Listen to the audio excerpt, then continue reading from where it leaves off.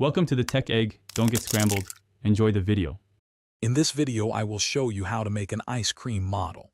First, gather all your necessary materials.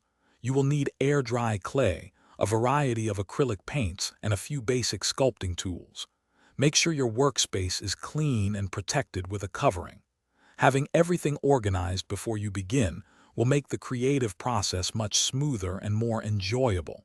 You might also want small containers for mixing custom colors. Now let's shape that perfect scoop. Take a small amount of air-dry clay about the size of a golf ball and roll it into a smooth sphere.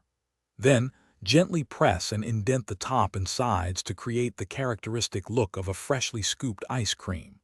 Use a sculpting tool to add subtle ridges and a slightly uneven surface, giving it a more authentic, hand-scooped appearance. This step is crucial for realism.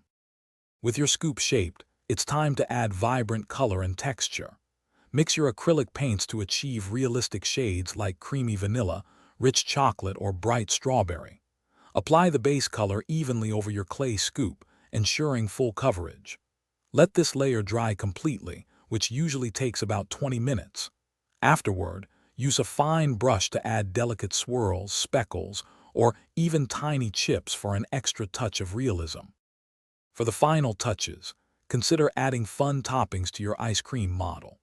You can create tiny sprinkles from small bits of clay, or use fine glitter for a sugary effect.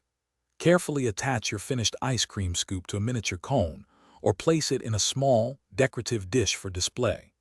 Remember to allow your entire model to air dry completely for at least 24 hours to ensure it hardens properly before handling or showcasing your delicious-looking creation.